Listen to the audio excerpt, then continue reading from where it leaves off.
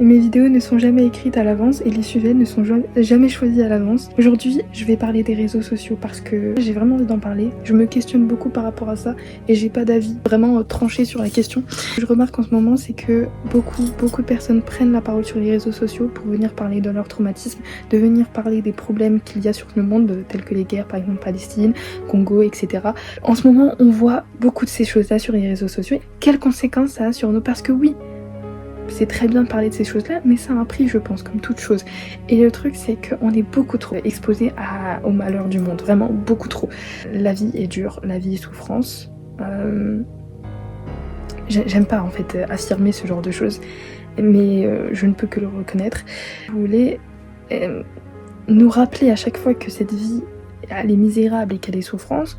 C'est vraiment dur parce que souvent les gens vont sur les réseaux sociaux pour justement se divertir après une journée qui est fatigante, etc. Et maintenant en fait c'est plus ça, c'est devenu va sur les réseaux sociaux, voit la souffrance du monde, que ce soit même juste la culture du vide, des trucs simples comme ça veut dire quand c'est pas les choses extrêmes, c'est les petites choses aussi. Vous voyez ce que je veux dire?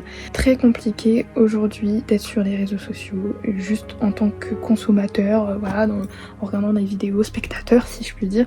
L'autre jour j'étais en train de défiler, je tombais sur une vidéo qui parlait d'une personne qui avait un témoignage sur son V, l'autre sur la pédocriminalité, et je descends c'était la guerre, je descends c'était survivant de trucs, survivant de ci, survivant de ça, et c'est très bien qu'on puisse libérer cette parole là, mais je suis la première à le dire, c'est vraiment bien. Mais en fait, je sais pas, cet algorithme-là qui c'est en permanence. On a du mal à y voir ce qu'il y a de bon. Et Dieu sait que je suis la première parce que je faisais des lives justement pour parler de ce genre de choses, sur la pédocriminalité, etc. Parce que c'est un sujet qui m'intéresse énormément, le trafic d'enfants, etc. Maintenant, on a du mal à se dire, que c'est facile de trouver quelqu'un avec qui on pourra faire sa vie et qu'on pourra lui faire confiance. À faire des enfants avec ces personnes-là sans qu'ils soient bizarres avec ces enfants. On a du mal à s'imaginer une histoire positive pour nous parce que du coup on voit trop de négatif sur les réseaux sociaux. On a du mal à s'imaginer qu'on pourrait se mettre avec quelqu'un et que ce soit un homme bien, mais moi je parle en tant que femme, mais un homme pourrait dire la même chose d'une femme, avoir beaucoup de trucs sur les réseaux sociaux. Des femmes dénoncent beaucoup les hommes, enfin ce qui se passe autour des hommes, et ben les hommes essayent de contre-attaquer et en fait donnent en tant qu'homme une mauvaise image des femmes aux autres hommes. Alexis Chance, etc. Bref, tous les masculinistes, je sais pas si on appelle ça comme ça. Le problème, c'est que là, les hommes ont une mauvaise image des femmes et les femmes ont une mauvaise image des hommes. Il n'y a plus de confiance qui se crée et il se passe trop de choses. Voilà, il y a les guerres, il y a les ci, il y a les ça, il y a tous les trucs et ça devient trop. Pour le cerveau, ça devient trop et puis on a du mal en tant qu'humain là, à s'imaginer une fin heureuse pour nous-mêmes et c'est terrible, il n'y a plus de positif, il n'y a plus rien. Voilà. Il n'y a plus de mariage. Il n'y a pas de halal, c'est fini. Il n'y a pas de mariage. D'ailleurs, il n'y a pas de mariage.